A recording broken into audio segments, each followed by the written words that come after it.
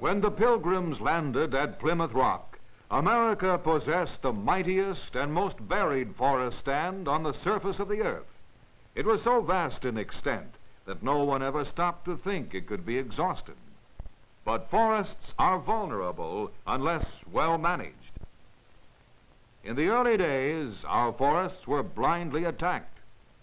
So the frontier steadily retreated westward before the axe and the saw, and the virgin forest shrank.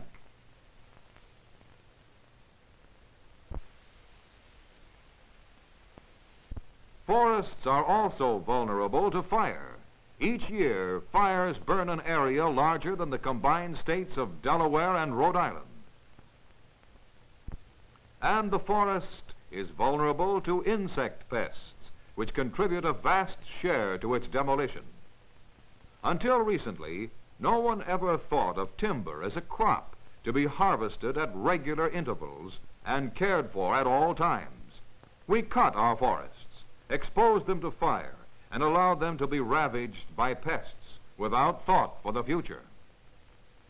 And we have wasted our wood in other ways. For every 100 trees that are cut, the equivalent of only 43 is made into useful products. From 22, the wood is used as fuel. From 35, it is wasted and broken and burned like this.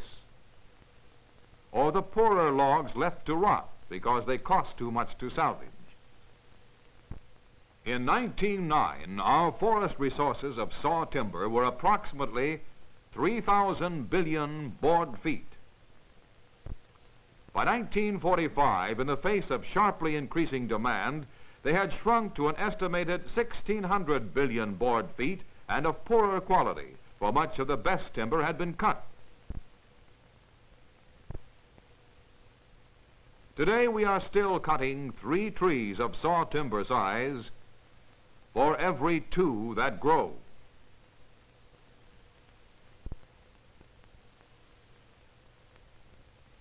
Yes, our forests are disappearing, leaving in their place such land as this. Let us look at the price we pay for mismanagement of the forest. We know that the most important product of the forest is water. What has this mismanagement done to the nation's water supply? Here is the difference between the forest and land that was once forest until it was cut bare. Those murderous red gullies may mean a serious water shortage for some city 1,000 miles away. For this land has lost the roots and leaves that protected the soil and absorbed the rain. Now the rain, unchecked, runs off, carrying the soil away. First, the rich topsoil with its absorbent humus built from the dead leaves and roots of the ancient forest. And when the humus is gone, the coarse subsoil follows. And now the river runs gray with silt torn from the slopes above. When rivers such as this enter a natural lake or a reservoir, here is what happens. As the current slackens, the soil particles slowly fill the reservoir. This reservoir once supplied a city. In our country today, there are many such dead reservoirs, monuments to man's mismanagement of the forest. Brutally damaged as the nation's timber and water supplies have been, it is not yet too late. Fortunately, wise men, both in government and in industry, are taking steps in the right direction.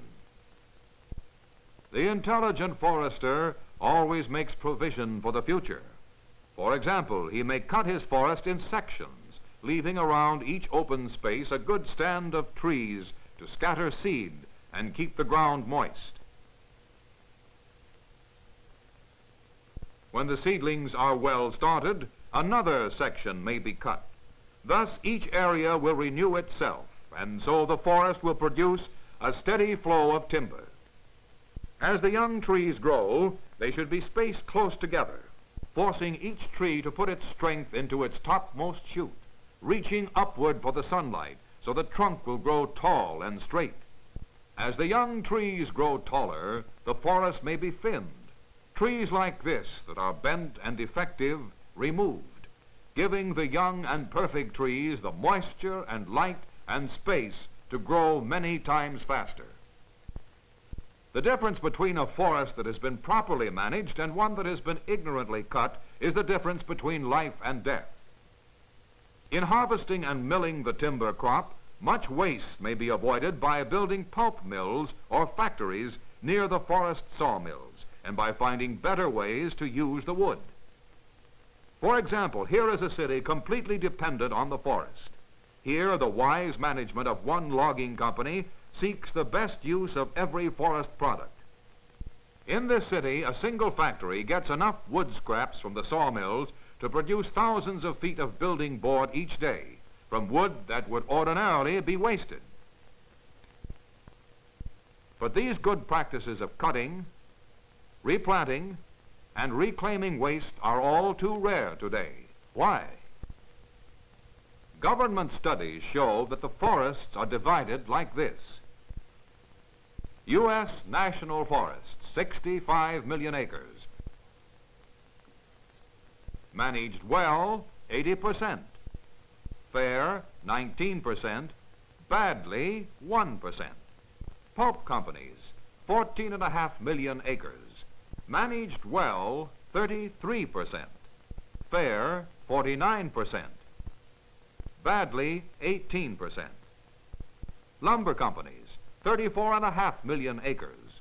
Managed well, 25%. Fair, 27%. Badly, 48%. Other owners, 130 million acres. Managed well, 5%. Fair, 30%. Badly, 65%. 123 million acres of farmland. Managed well, 4%. Fair, 23%. Badly, 73%. Clearly, the chief problem lies with the small owner. And we must learn the very simple cardinal rule before it is too late, that every man who owns woodland, whether it be 50 acres or 50,000, is a trustee responsible to the nation and to the next generation for the proper management of his forest. But the small owner faces many difficulties. He knows that a timber crop takes many years to grow, and that while it is growing, he runs the risk of fire and pest, and that often he must pay a stiff tax for his standing timber. But worse than this, he often lacks the knowledge, or the money, or the time to manage his forest scientifically. What can be done about it? This can be done about it. State and federal agencies can provide more technical advice and assistance to the owner in tending, in harvesting, and in marketing his crop. Young stock may be made available for replanting at lower costs. A federally sponsored forest credit system for long-term loans should be adopted along with federal or state insurance against loss by fire and pest.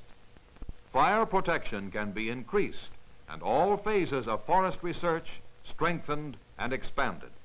But above all else, education and demonstrational services must be provided. Such a program will cost money, but it is worth it. Not only for the small owner or the lumber and pulp companies, but for everybody in the land. You have the right to life and water. So has the man who makes his living from the forest, fashioning its products for your service. But against a ruined forest, your right and his, your life and his, can weigh exactly nothing.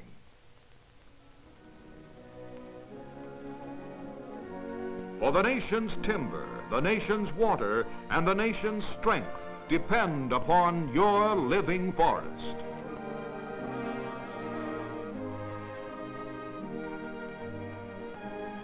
Guard that forest as you would guard your life and the lives of your children.